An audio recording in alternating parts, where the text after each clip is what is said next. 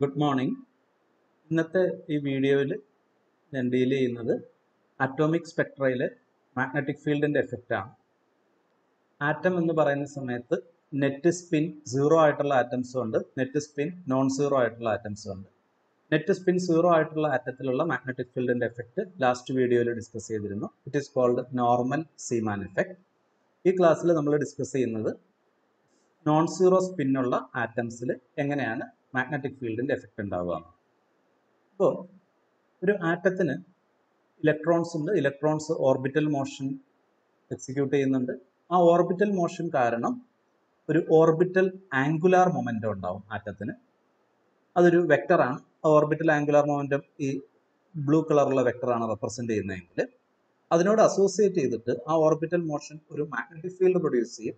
So atom can behave like magnet and its magnetic moment associated with this orbital motion is represented as mu L, and the equation for mu L is minus GL E by 2m into L, where L is orbital angular momentum, GL is Landé factor for orbital motion. Its value is 1. E is the electronic charge, mass m is the mass of electron. So from this equation it is clear that mu L is opposite to L due to this negative sign. So if you represent L like this, mu L will be opposite. Now if the net spin of the atom is non-zero, then there will be a spin angular momentum. It is represented by this vector red 1, and again there is an associated magnetic moment which will be opposite to the spin angular momentum, and it is shown here in the green color. GS is Landé factor for spin motion, and its value is 2. Now in an atom there are two internal magnetic fields, one due to orbital motion and other due to spin motion. These are represented as BIL and BIS.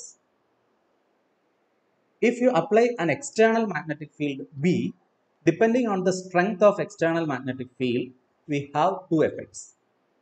If the external field is less compared to the field due to orbital and spin motions, then we will get anomalous Zeeman effect. And if the magnetic field, external magnetic field, is greater than the internal fields due to orbital motion and spin motion, then we will get what is called Paschen-Bach effect. Okay. Now consider this case. The external magnetic field is less compared to the magnetic field due to orbital motion and spin motion.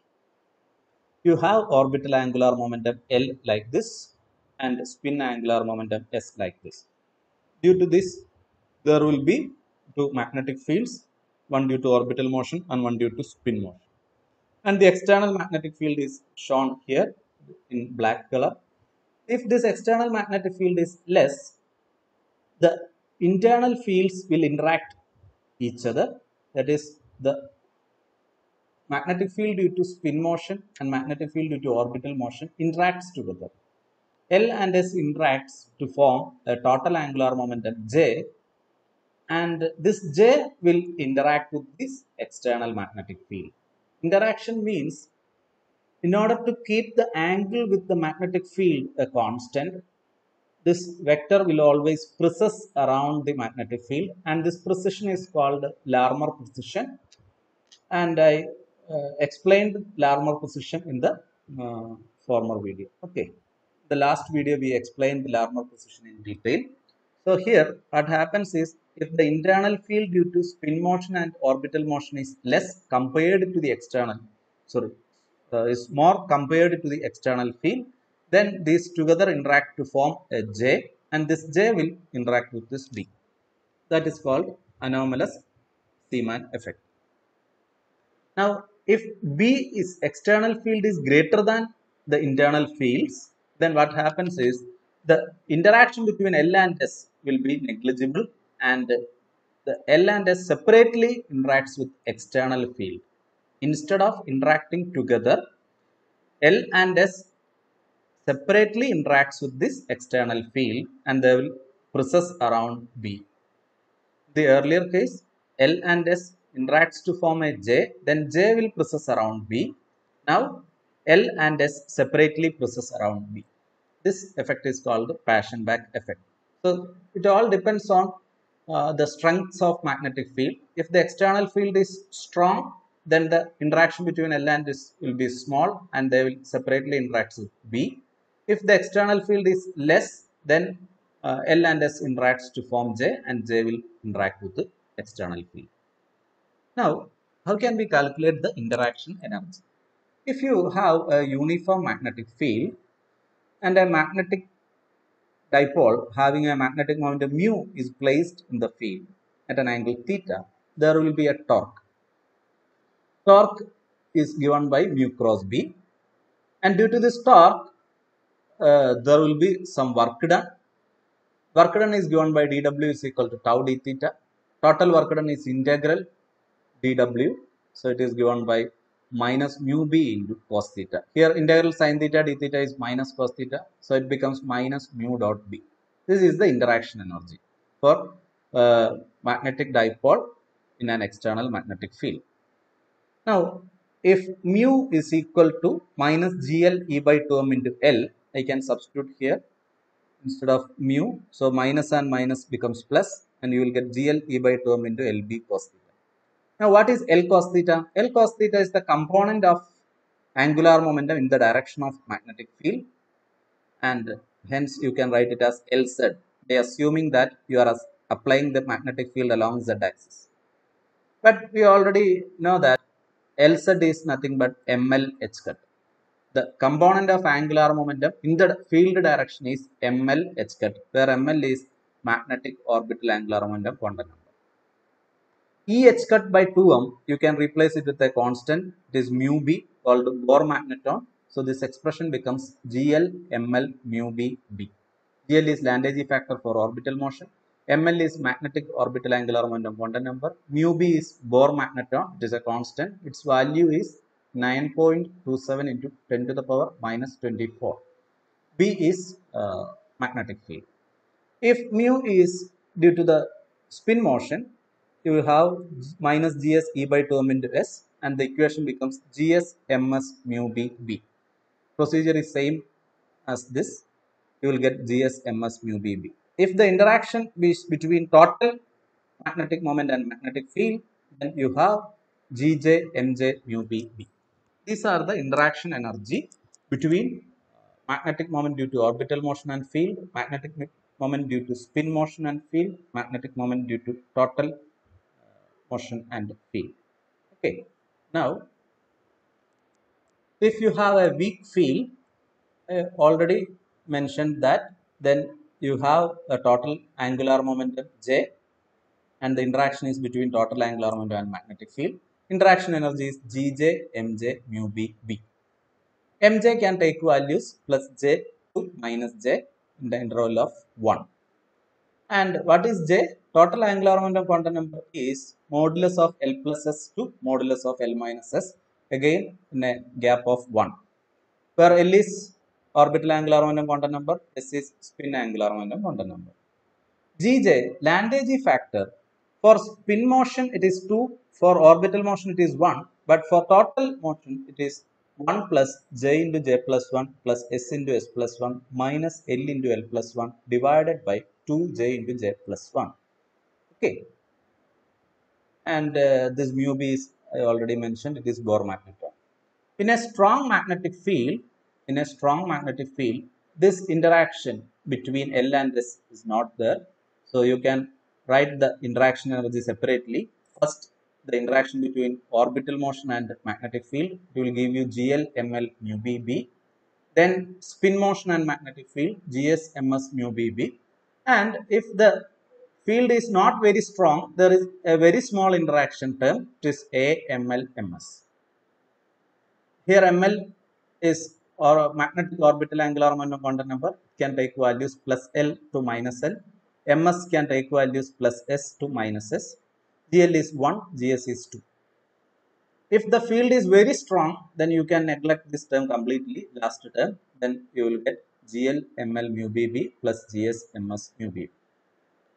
Now, we will explain this using the sodium D lines.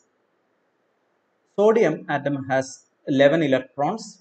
So the ground state of sodium can be written as 1s2, 2s2, 2p6, 3s1. 1s2, 2 electrons, 1 upspin, 1 downspin. 2s2, 2 electron, 1 upspin, 1 downspin, and so on. So if you calculate the ground state term symbol, we need three quantities. One is total spin, total orbital angular momentum, total angular momentum. Total spin quantum number is sigma ms. So add the ms values of all electrons. So, but up to this, all the electrons have paired. That means 1 plus half and 1 minus half. So if you add up to this, you will get 0. So the only contribution is from the outermost electron. So you will get half. What about L? It is sigma ml. Ml value for s orbital is 0. So these two electrons have ml 0. These two electrons have ml 0. These two electrons have ml plus 1, because in p orbital you can have ml plus 1, 0, minus 1. But there are two electrons with ml minus 1. So the sum will be 0. So up to this completely filled shell, the ml values will be, sum of ml values will be 0. So the only contribution is from the outermost. Here ml value is 0. Since it is an s orbital, ml value is 0. So total L value is 0. What is J? J is modulus of L plus S to L minus S. But here L is 0. So J is S. It is half. Term symbol, the representation is 2s plus 1 L J. 2s plus 1 in the സ്ഥാനത്ത് ഇവിടെ 2 into half plus 1, it is 2. L എന്ന് പറയുന്നത് ഈ ഇവിടെ കിട്ടിയ value അല്ല നമ്മൾ എഴുതുക. ഇവിടെ കിട്ടിയ വാല്യൂവിനനുസരിച്ച് ഓരോ ലെറ്ററുകളാണ് എഴുതുക.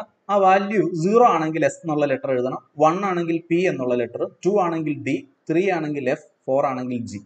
ഇങ്ങനെയാണ് ഇവിടെ എഴുതുക. അപ്പൊ ഇവിടെ നമുക്ക് 0 ആയതുകൊണ്ട് you have to write S. Now J value is half. So the term symbol is 2s half. 2s half. Now suppose this sodium atom gets excited by some means.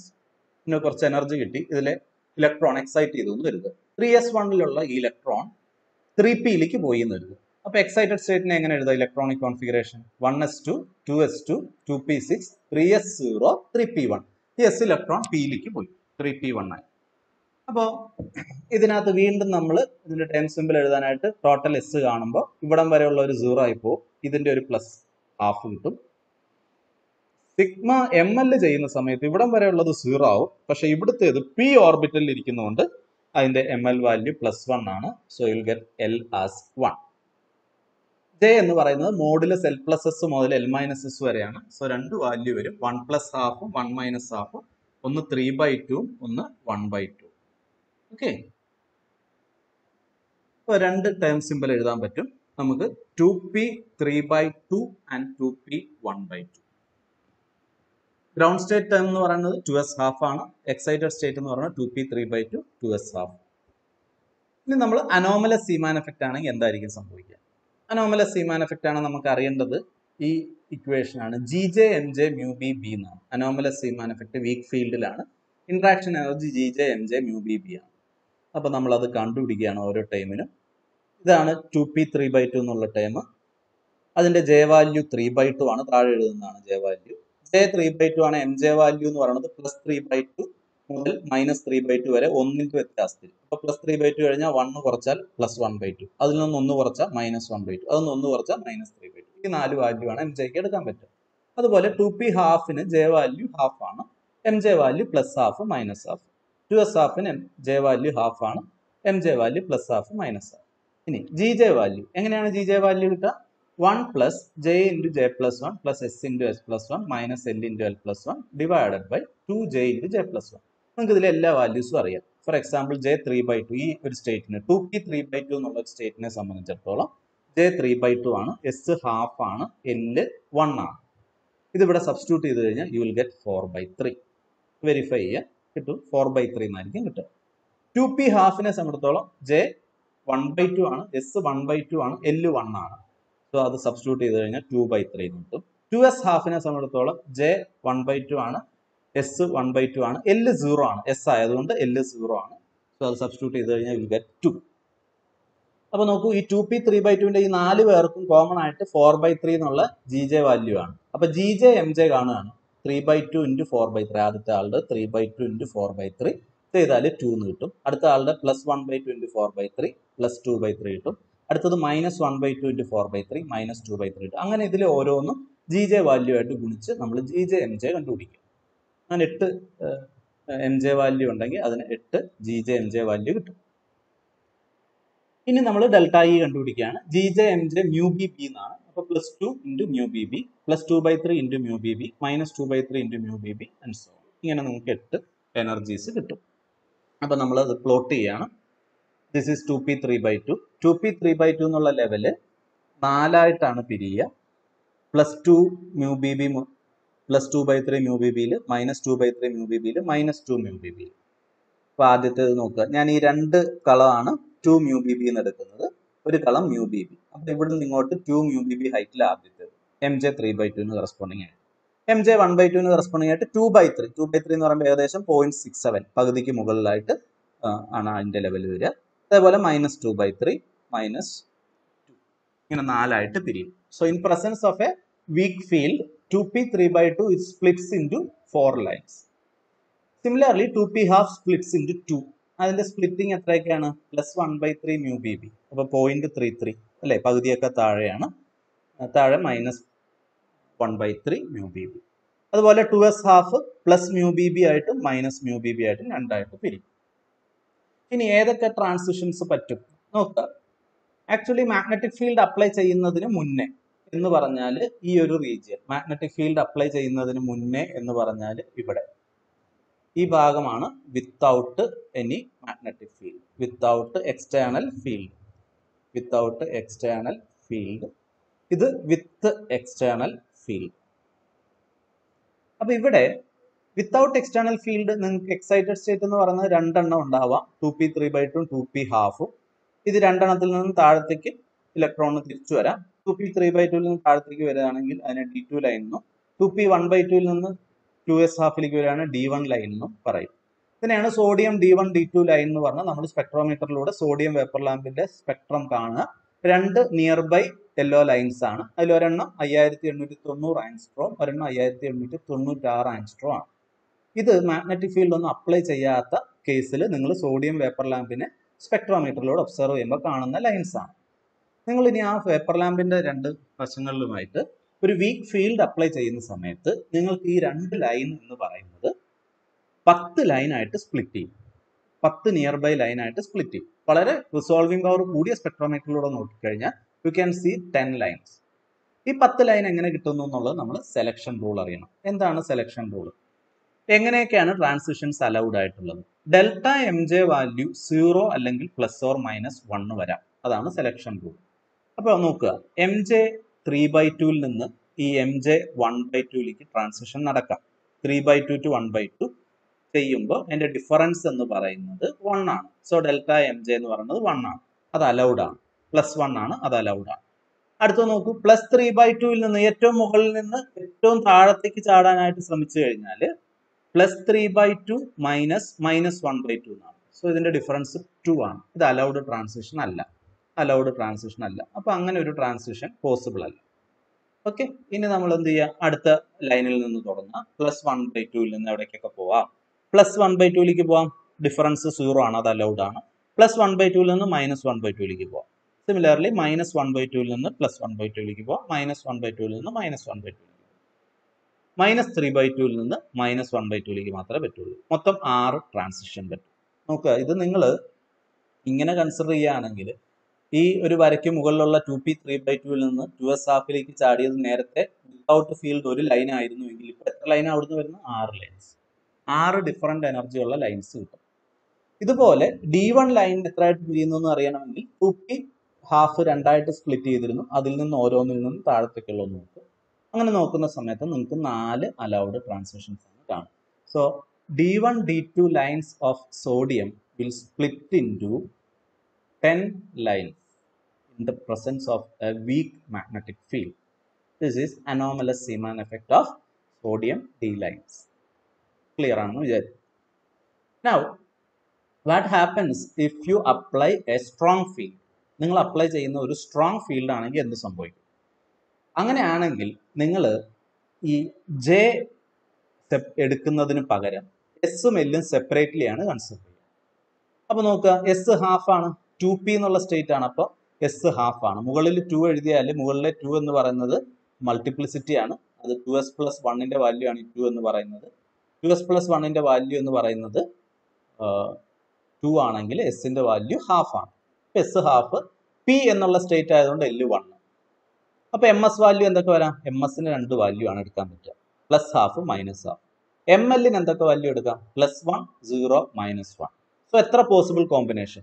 M L plus 1 0 minus 1 ആകുമ്പോൾ M S plus half ഉള്ള 3 M L plus 1 0 minus 1 ആകുമ്പോൾ M S minus half ഉള്ള 3 അങ്ങനെ 6 possible combination. ഇനി 2s half എന്നുള്ള സ്റ്റേറ്റിനെ നോക്കിയാൽ S half ആണ്, L 0 ആണ്. സോ എം എല്ലിന് ഒറ്റ വാല്യൂ ഉള്ളു 0, പക്ഷെ എം എസിന് പ്ലസ് ഹാഫും മൈനസ് ഹാഫും വരാം. അപ്പൊ 2 കോമ്പിനേഷൻ വരും. മൊത്തം അഗൈൻ 8 കോമ്പിനേഷൻ തന്നെയാണുള്ളത്. 3 3 6 2 8. നേരത്തെ അത് 8 തന്നെയായിരുന്നു കോമ്പിനേഷൻസ് ഇവിടെ. ഓക്കെ, അപ്പൊ അതിനൊന്നും വ്യത്യാസമില്ല. മൊത്തം എണ്ണം 8 എണ്ണം തന്നെയാണ്, പക്ഷെ എടുക്കുന്ന രീതി വ്യത്യാസമാണ്. നമ്മൾ ജെ എന്നൊരു സാധനം എടുക്കുന്നില്ല. ഓക്കെ, സെപ്പറേറ്റ്ലി എല്ലും എസും ബിയും ആയിട്ട് ഇന്ററാക്ട് ചെയ്യുന്നു എന്നാണ് എടുക്കുന്നത്. ഇന്ററാക്ഷൻ എനർജി നമ്മൾ നേരത്തെ എഴുതി, ഏതാണ്? രണ്ടിന്റെയും കൂടെ സം ആണെന്ന് എഴുതി. ഇവിടെ ജി എൽ 1 ആണ്, ജി എസ് 2 ആണ്. സോ മ്യൂ ബി ബി പുറത്ത് നിർത്തിയാൽ M L plus 2 M S എന്നുള്ളൊരു ക്വാണ്ടിറ്റിയാണ് നമുക്ക് കാണേണ്ടത്. അപ്പൊ ഞാൻ എൻ്റെ ഈ കോളത്തിൽ M L plus 2 M S എഴുതിയിട്ടുണ്ട്. M L 1, M S half ആണെങ്കിൽ M L plus 2 M S ചെയ്യുമ്പോൾ 2 കിട്ടും. 1 പ്ലസ് 2 ഇൻറ്റു ഹാഫ്. അടുത്തത് ചെയ്യുമ്പോൾ 0 പ്ലസ് 2 ഇൻറ്റു 1/2 1. അടുത്തത് ചെയ്യുമ്പോൾ മൈനസ് 1 പ്ലസ് 2 ഇൻറ്റു 1/2 0. അങ്ങനെ ഇത് ഓരോന്നും ചെയ്ത് കണ്ടുപിടിക്കുക. എം എൽ പ്ലസ് 2 എം എസിന്റെ വാല്യൂ ഈ കോളത്തിൽ കിട്ടുന്നു. അടുത്തത് നിങ്ങൾ ഒരു ചെറിയ ഇന്ററാക്ഷൻ ഇവർ തമ്മിലുണ്ട്, ഒരുപാട് സ്ട്രോങ് അല്ല ഫീൽഡ് എങ്കിൽ വളരെ ചെറിയൊരു ഇന്ററാക്ഷൻ ഉണ്ടാവും. അതിന്റെ ഇന്ററാക്ഷൻ ടൈം കാണാനായിട്ട് M L M S calculate ചെയ്യുക. എം എൽ എം എസ് എത്രയാണ് വരിക? ഇവിടെ എം എൽ എം എസും അറിയാം. സോ അത് മൾട്ടിപ്ലൈ ചെയ്ത് കഴിഞ്ഞാൽ ഓരോ വാല്യൂസ് ഇവിടെ 8 എണ്ണവും കിട്ടും. ഇനി ഇന്ററാക്ഷൻ എനർജി എഴുതുക. M L plus 2 M S mu B B plus A is A very small parameter M L M S. A എന്ന് പറയുന്ന ഒരു പോസിറ്റീവ് നമ്പർ ആണ്, വെരി സ്മോൾ ക്വാണ്ടിറ്റി ആണ്, ഇൻറ്റു എം എൽ. അപ്പൊ ഇവിടെ M L plus 2 M S 2 mu B B plus half A, then mu B B ഇവിടെ 1 into mu B B plus 0 into A എന്നാ വരിക. അടുത്തത് 0 into mu B B plus minus half into A. ഇങ്ങനെ 8 എണ്ണത്തിന്റെ energy എഴുതുക. ഈ ഇക്വേഷനിൽ substitute ചെയ്താൽ മതി. ഇനി സെലക്ഷൻ റൂൾസ്. ഇവിടെ 2 ക്വാണ്ടം നമ്പർ ഉണ്ട്, എം എല്ലും എം എസും. നേരത്തെ എം ജെ മാത്രമേ ഉണ്ടായിരുന്നുള്ളൂ. അപ്പൊ എം എല്ലും എം എസും ഉള്ളതുകൊണ്ട് രണ്ടിനും സെപ്പറേറ്റ്ലി സെലക്ഷൻ റൂൾ എഴുതണം. ഡെൽറ്റ എം എസ് 0 ആണ്, delta M L 0 plus or minus 1. Okay, അതനുസരിച്ചുള്ള ട്രാൻസിഷൻസ് ഇവിടെ എഴുതിയിരിക്കുന്നത് ഞാൻ ശ്രദ്ധിക്കുക. ഇതിന്റെ ഈ ഒരു പോർഷൻ മാത്രം ഇപ്പൊ നിങ്ങൾ ശ്രദ്ധിച്ചാൽ മതിയാവും. ഈ ഒരു പോർഷൻ മാത്രം.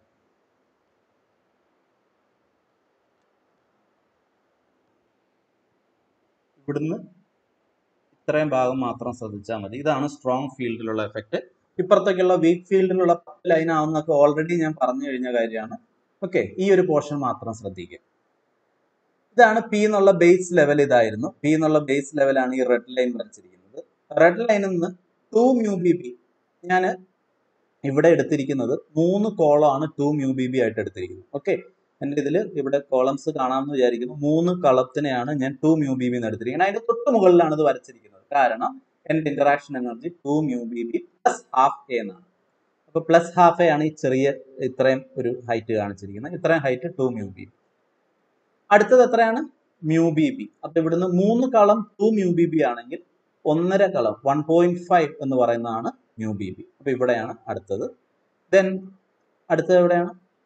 Minus A by 2. രണ്ടിലെണ്ണം minus A by 2. Minus A by 2 എന്ന് പറയുന്നത് ഇവിടെ നിന്ന് താഴത്തേക്ക് ഒരു ചെറിയ ഡിപ്പ്. ആ ഡിപ്പിന്റെ ഡെപ്ത് എന്ന് പറയുന്നത് ഈ ഹൈറ്റ് തന്നെ ആയിരിക്കണം. നിങ്ങൾ ഇവിടുന്ന് മുകളിലേക്ക് എത്രയാണ് എ ബൈ 2 മാർക്ക് ചെയ്തത്, അതേ ഡെപ്തിലേക്ക് തന്നെ വേണം ഇവിടെ മൈനസ് എ ബൈ 2 മാർക്ക് ചെയ്യാൻ. അടുത്തത് എന്ന് പറയുന്നത് വീണ്ടും ഒരു 1.5 മൈനസ് മ്യൂ ബി ബിയിലുള്ള ഒരു ലെവല്. പിന്നെ ഒരു 2 mu B B plus A by 2. 2 mu B B എടുക്കുമ്പോൾ ഇവിടുന്ന് എത്ര വരും? ഈ റെഡ് ലൈനിൽ നിന്ന് 3 കളമാണ്, അതിനൊക്കെ പ്ലസ് എ ബൈ 2 എന്ന് പറഞ്ഞാൽ കുറച്ച് മുകളിലേക്ക് വേണം വരയ്ക്കാൻ. ലാസ്റ്റത്തെ എനർജി ശ്രദ്ധിക്കുക. 2 mu B B minus 2 mu B B plus A by 2 എന്നാണ്. അപ്പോൾ മൈനസ് 2 മ്യൂ ബി ബി എന്ന് പറയുന്നത് ഈ റെഡ് ലൈനിൽ നിന്ന് 3 കളം താഴത്തേക്ക് വരയ്ക്കണം. അതിനൊക്കെ കുറച്ച് മുകളിലേക്ക് പൊക്കുക. അവിടെയാണ് അടുത്ത ലെവൽ. അങ്ങനെ 5 ആയിട്ട് സ്പ്ലിറ്റ് ചെയ്യും. എന്താണ് 5 ആയിട്ട് സ്പ്ലിറ്റ് ചെയ്യുന്നതിന്റെ കാരണം? 6 എണ്ണം ഇവിടെ ഉണ്ട്. ഇവിടെ 6 എണ്ണം 1 2 3 4 5 6. പക്ഷെ 5 എണ്ണം വരച്ചിട്ടുള്ളൂ, കാരണം ഇത് രണ്ടെണ്ണം സെയിം ആണ്. മൈനസ് എ ബൈ 2 തന്നെയാണ് ഇതിന് രണ്ടിനും. മൊത്തം 5 ലെവലായിട്ട് സ്പ്ലിറ്റ് ചെയ്യും. 2s half എന്നുള്ള രണ്ട് ലെവലായിട്ട് സ്പ്ലിറ്റ് ചെയ്യും. അതാണ് ഇവിടെ താഴെ കാണിച്ചിരിക്കുന്നത്. അത് ഞാൻ പറഞ്ഞു, ഒന്ന് മ്യൂ ബി ബിയിൽ 1.5 കോളം, അടുത്തത് mu B minus mu B B. അപ്പോൾ ഇതാണ് 2s halfന്റെ സ്പ്ലിറ്റിങ്. ഇതാണ് പി എന്നുള്ള ലെവലിന്റെ സ്പ്ലിറ്റിങ്. അപ്പോൾ മുകളിൽ 5 താഴെ 2. പോസിബിൾ ട്രാൻസിഷൻസ് ഞാൻ നേരത്തെ പറഞ്ഞു. ഡെൽറ്റ എം എസ് 0 ആവണം, ഡെൽറ്റ എം എൽ 0 ± 1 ആണ്. ഇപ്പൊ ഏറ്റവും മുകളിലുള്ള ലെവൽ നോക്കിക്കഴിഞ്ഞാൽ ഇതിനെ സംബന്ധിച്ചിടത്തോളം അതിന്റെ M L M S values നോക്കിയാൽ അറിയാം. M S half M L +1. അതിൽ നിന്ന് ഇതിലേക്കുള്ളതാണ് നോക്കുന്നത്. ഈ ഒരു സ്റ്റേറ്റിൽ നിന്ന് ഈ ഒരു സ്റ്റേറ്റിലേക്കുള്ള ചാട്ടം പോസിബിൾ ആണോ എന്നാണ് ചെക്ക് ചെയ്യുന്നത്. ഇപ്പൊ എം എസിന്റെ വാല്യൂ +1/2 നിന്ന് +1/2ലേക്ക്. ഇപ്പൊ ഡെൽറ്റ എം എസ് 0 ആണ്. +1 നിന്ന് 0യിലേക്ക് ഡെൽറ്റ എം എൽ +1 ആണ്. അതൊരു അലൗഡ് ട്രാൻസിഷൻ ആണ്. അപ്പൊ ഞാൻ അതാണ് ഈ ആദ്യത്തെ ബ്ലാക്ക് ലൈൻ കാണിച്ചിരിക്കുന്നത്. എന്നാൽ ഇവിടുന്ന് ഏറ്റവും താഴത്തേക്ക് പോകാൻ പറ്റുമോ എന്ന് ചോദിച്ചാൽ ഏറ്റവും താഴത്തെ ലെവൽ എന്ന് പറയുന്നത് ഈ എം എസ് -1/2 ഉള്ളതാണ്. അപ്പോൾ +1/2 നിന്ന് -1/2ലേക്ക് പോയാൽ ഡെൽറ്റ എം എസ് 1 വരും. അത് ഇവിടെ പറഞ്ഞിട്ടില്ല, അതൊരു ഫോർബിഡൻ ട്രാൻസിഷൻ ആണ്, അതുകൊണ്ട് അത് അലൗഡ് അല്ല. ഏറ്റവും മുകളിൽ നിന്ന് ഒരെണ്ണം മാത്രമേ ഉള്ളൂ, രണ്ടാമത്തേതിൽ നിന്ന് ഒരെണ്ണം മാത്രമേ ഉള്ളൂ. ഇത് എങ്ങനെയാണ് ചെക്ക് ചെയ്യേണ്ടതെന്നുള്ളത് ഞാനിപ്പോൾ പറഞ്ഞു. നിങ്ങൾക്ക് ഓരോന്നും വെരിഫൈ ചെയ്യാം. സെലക്ഷൻ റൂൾ ഒബേ ചെയ്യുന്ന 6 ട്രാൻസിഷൻസ് ഉണ്ടാവും. ഈ 6 ട്രാൻസിഷൻസിൽ ഈ 2 എന്ന് മാർക്ക് ചെയ്തിരിക്കുന്ന ലൈനും 5 എന്ന് മാർക്ക് ചെയ്തിരിക്കുന്ന ലൈനും നിങ്ങൾ ശ്രദ്ധിച്ചാൽ അറിയാം. 2 ഇവിടെ നിന്ന് തുടങ്ങി ഇവിടം വരെ, 5 കുറച്ച് താഴേന്ന് തുടങ്ങി, പക്ഷെ കുറച്ച് താഴെയാണ് എൻഡ് ചെയ്യുന്നത്. അപ്പൊ സ്റ്റാർട്ട് ചെയ്യുന്ന പോയിന്റ് മാറിയിട്ടുണ്ട്, എൻഡ് ചെയ്യുന്ന പോയിന്റ് മാറിയിട്ടുണ്ട്, പക്ഷെ രണ്ടുപേരുടെയും ഡിഫറൻസ് സെയിം ആണ്. സ്റ്റാർട്ട് ചെയ്യുന്നത് എത്ര വ്യത്യാസത്തിലാണ്? 2 മ്യൂ ബി ബി വ്യത്യാസത്തിലാണ്. കാരണം ഈ റെഡ് ലൈനിൽ നിന്ന് ഇവിടേക്ക് മ്യൂ ബി ബി ആണ്, താഴത്തേക്ക് മ്യൂ ബി ബി ആണ്. സോ ഈ വ്യത്യാസം 2 മ്യൂ ബി ബി ആണ്. എൻഡ് ചെയ്യുന്നതിന്റെ വ്യത്യാസവും 2 മ്യൂ ബി ബി ആണ്. സ്റ്റാർട്ടിങ്ങിലെ കുറവ് എൻഡിങ്ങിൽ കൂടുതൽ വരും. അപ്പൊ രണ്ടും ഒരേപോലെ ക്യാൻസൽ ചെയ്ത് പോയി കഴിഞ്ഞാൽ 2 എന്നുള്ള ലൈനും 5 എന്നുള്ള ലൈനും ഒരേ എനർജിയാണ്. സോ ഇൻ എഫക്ട് 5 സ്പെക്ട്രൽ ലൈൻസേ ഉണ്ടാവുള്ളൂ. 6 ട്രാൻസിഷൻ ഉണ്ടെങ്കിൽ പോലും 5 സ്പെക്ട്രൽ ലൈൻസേ ഉണ്ടാവുള്ളൂ. അപ്പോൾ ഒരു സ്ട്രോങ് മാഗ്നറ്റിക് ഫീൽഡിൽ ഈ 10 ലൈൻ ഉണ്ടായിരുന്നത്, വീക്ക് മാഗ്നറ്റിക് ഫീൽഡിൽ 10 ലൈൻ ഉണ്ടായിരുന്നത് സ്ട്രോങ് മാഗ്നറ്റിക് ഫീൽഡ് എത്തുമ്പോഴേക്ക് എത്രയായിട്ട് കുറയും? 5 ആയിട്ട് കുറയും. This is called Paschen Back effect. ഇനി വെരി സ്ട്രോങ് മാഗ്നറ്റിക് ഫീൽഡ് ആണെങ്കിൽ എന്തായിരിക്കും സംഭവിക്കുക? വെരി സ്ട്രോങ് മാഗ്നറ്റിക് ഫീൽഡ് ആണ്, നിങ്ങൾ ആകെ വരുത്തേണ്ട വ്യത്യാസം ഈ എം എൽ എം എസ് എന്നുള്ള കോളം അവിടെ വേണ്ട, അങ്ങനെ ഒരു ഇന്ററാക്ഷൻ അവിടെ ഉണ്ടാവില്ല. ഈ ഇന്ററാക്ഷൻ എനർജിയിലെ +AML/MS വേണ്ട. അപ്പൊ ഈ ഒരു കോളം എടുത്ത് കളയുക, ലാസ്റ്റ് ടൈം എടുത്ത് കളയുക. അതാണ് ഞാൻ ഇവിടെ വരച്ചിരിക്കുന്നത്. M S M L +2MS ഉണ്ട്. ഡെൽറ്റ ഇയിലെ ലാസ്റ്റ് ടൈം എടുത്ത് കളഞ്ഞു. ഡെൽറ്റ ഇ എവിടെ എത്ര മാത്രമേ ഉള്ളൂ? ML +2MS × mu B B മാത്രം മതി. അപ്പൊ അതിനനുസരിച്ച് എനിക്ക് 2 mu B B 0 0 mu B B -2 mu B B mu B B mu B B. ഈ വാല്യൂസ് ഒക്കെ കിട്ടുന്നത് തൊട്ട് മുന്നേ ചെയ്ത അതേ ഇതിൽ നിന്ന് തന്നെയാണ്. ആകെയുള്ള ഒരു വ്യത്യാസം ഈ കോളം എടുത്ത് കളഞ്ഞു എന്നുള്ളത് മാത്രമാണ്. അപ്പൊ ഇവിടെ ഇനി ലാസ്റ്റ് പോർഷൻ ശ്രദ്ധിക്കുക, ഏറ്റവും ലാസ്റ്റ് പോർഷൻ അവിടെയാണ് ഞാൻ വരച്ചിരിക്കുന്നത്. അവിടെ ഞാൻ മാഗ്നറ്റിക് ഫീൽഡിന്റെ സ്ട്രെങ്ത് കൂടിയത് കാരണം നേരത്തെ 2 മ്യൂ ബി ബി ആയിട്ട് ഞാൻ 3 കളമാണ് കൺസിഡർ ചെയ്തെങ്കിൽ ഇപ്പൊ മാഗ്നറ്റിക് ഫീൽഡ് കുറച്ചുകൂടെ സ്ട്രെങ്ത് കൂടിയത് കാരണം ഞാനത് 4, ഇവിടെ നിന്ന് 2 മ്യൂ ബി ബി എന്നുള്ള 1 2 3 4 കോളമാണ് ഞാൻ 2 മ്യൂ ബി ബിക്ക് എടുത്തിരിക്കുന്നത്. അതായത് മ്യൂ ബി ബി എന്ന് പറയുന്നത് തന്നെ 2 കോളമായിട്ട് എടുത്തു. നേരത്തെ 1.5 ആണ് എടുത്തിരുന്നതെങ്കിൽ ഇപ്പൊ ഞാൻ മ്യൂ ബി ബിക്ക് 2 കോളമാണ് കൺസിഡർ ചെയ്യുന്നത്. അപ്പോൾ അതിന്റെ സ്ട്രെങ്ത് കൂടി എന്ന് കാണിക്കുന്നതാണ്. ഓക്കെ, അപ്പോൾ ഇത് ഒരെണ്ണം 2 മ്യൂ ബി ബി ഹൈറ്റിൽ, പിന്നെ മ്യൂ ബി ബി ഹൈറ്റിൽ, പിന്നെ 0യിൽ -mu B B -2 mu B B. ഇവിടെ ശ്രദ്ധിക്കുക, 2 mu B B 0 -mu B B -2 mu B B, അങ്ങനെ 5 എണ്ണം. Lower level +mu B B -mu B B. അപ്പൊ S എന്ന് പറയുന്ന level +mu B B -mu B B. ഇനി allowed transitions ഇവിടെ again selection rule same ആണ്. നിങ്ങൾക്ക് 6 transitions തന്നെയാണ് വരിക. 1 2 3 4 5 6 എന്ന് ഞാൻ മാർക്ക് ചെയ്തിട്ടുണ്ട്. ഇവിടുത്തെ ഏറ്റവും ഇമ്പോർട്ടൻ്റ് ആയിട്ടുള്ള വ്യത്യാസം, നേരത്തെ ആ A/2 എന്നുള്ള ഒരു ഫാക്ടർ കാരണം എല്ലാ ലൈനിന്റെ എനർജി ഒന്നും സെയിം ആയിരുന്നില്ല. ഇവിടെ A/2 ഫാക്ടർ ഇല്ല. അതുകൊണ്ട് തന്നെ 1 ഉം 4 ലൈൻസ് ശ്രദ്ധിച്ചാൽ 1 ഉം 4 ഉം ശ്രദ്ധിക്കുക. 1 ഉം 4 ഉം തമ്മിൽ തുടങ്ങുന്നതിലെ വ്യത്യാസം 2 മ്യൂ ബി ബി ആണ്, എൻഡ് ചെയ്യുന്നതിലെ വ്യത്യാസവും 2 മ്യൂ ബി ബി ആണ്. 2 ഉം 5 ഉം തുടങ്ങുന്നതിലെ വ്യത്യാസം 2 മ്യൂ ബി ബി ആണ്, എൻഡ് ചെയ്യുന്നതിലെ വ്യത്യാസം 2 മ്യൂ ബി ബി ആണ്. 3 ഉം 6 ഉം തുടങ്ങുന്നതിലെ വ്യത്യാസം 2 മ്യൂ ബി ബി ആണ്, എൻഡ് ചെയ്യുന്നതിലെ വ്യത്യാസം 2 മ്യൂ ബി ബി ആണ്. So 1 and 4 have the same energy, 2 and 5 have the same energy, 3 and 6 have the same energy. That means even though there are 6 transitions, only 3 spectral lines will be there. So in a very strong magnetic field, the number of lines reduced to 3. Number of lines reduced to 3. Okay. So I will conclude. You have Sommerfeld atom model in which you have subshells S, P, etc. Using that model, sodium spectrum, principal series of sodium has only one line. That is a transition from 3p to 3s. 3s ൽ നിന്ന് ഒരു electron jump ചെയ്ത് 3p ലേക്ക് പോയി. 3p എന്ന് പറയുന്നത് Sommerfeld model അനുസരിച്ച് ഒറ്റ ലൈനാണ്. സോ ഒരു ലൈൻ കിട്ടും. അതിനെ സോഡിയം ഡി ലൈൻ എന്നാണ് അറിയപ്പെട്ടിരുന്നത്. പിന്നീട് ഹൈ റെസൊല്യൂഷൻ സ്പെക്ട്രോമീറ്റർ കണ്ടുപിടിച്ച സമയത്താണ് സോഡിയം ഡി ലൈൻ എന്ന് പറയുന്നത് ഒരെണ്ണമല്ല, it is a combination of 2 lines, അല്ലെ വെരി ക്ലോസ്ലി സ്പേസ്ഡ് 2 ലൈൻസ് ആണ് എന്ന് മനസ്സിലാകുന്നത്. അങ്ങനെയാണ് സ്പിൻ എന്നൊരു കോൺസെപ്റ്റ് ഉണ്ടെന്നും അത് വെച്ചിട്ട് സ്പിൻ ഓർബിറ്റ് ഇന്ററാക്ഷൻ വെച്ച് അത് എക്സ്പ്ലെയിൻ ചെയ്തത്. ഇപ്പോൾ വെക്ടർ ആറ്റം മോഡലൊക്കെ കൊണ്ടുവന്ന് ഇങ്ങനെ എക്സ്പ്ലനേഷൻ കൊടുത്ത് നിൽക്കുക. D1 D2 ലൈൻ ഉണ്ടെന്ന് കിട്ടിയ പൊസിഷനൊക്കെ എക്സ്പെരിമെന്റിൽ കിട്ടിയ പൊസിഷനുമായിട്ട് മാച്ചിങ് ആണ്. അങ്ങനെ അത് എക്സ്പ്ലെയിൻ ചെയ്തു. ദെൻ ഒരു വീക്ക് ഫീൽഡ് അപ്ലൈ ചെയ്യുന്ന സമയത്ത് 10 ആയിട്ട് സ്പ്ലിറ്റ് ചെയ്യുന്ന കണ്ടു. അതിന്റെ എക്സ്പ്ലനേഷൻ ആണ് നമ്മൾ അനോമലസ് സീമാൻ എഫക്ട് വഴി എക്സ്പ്ലെയിൻ ചെയ്ത്.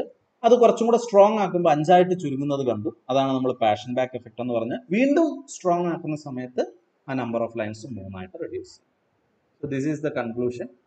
The principal series of sodium N2p to N2s, as per Sommerfeld model, it is one transition and one spectral line. It is called D line. But spin orbit interaction, as per the spin orbit interaction explanation, it is 2 lines and 2 transition. They are D1 D2 lines. In presence of a weak magnetic field, you have 10 transition and 10 spectral lines. In a strong magnetic field, you have 6 transition, 5 spectral lines, and in a very strong external field, you have again 6 transition but only 3 spectral lines. This is the effect of magnetic field on an atom on atomic spectra with non-zero spin atoms. Spin 0 അല്ലാത്ത ആറ്റത്തിൽ magnetic ഫീൽഡിന്റെ effect. ഇതേപോലെ നിങ്ങൾക്ക് non zero spin ഉള്ള ഏത് ആറ്റത്തിന്റെ magnetic ഫീൽഡിന്റെ effect explain ചെയ്യാം.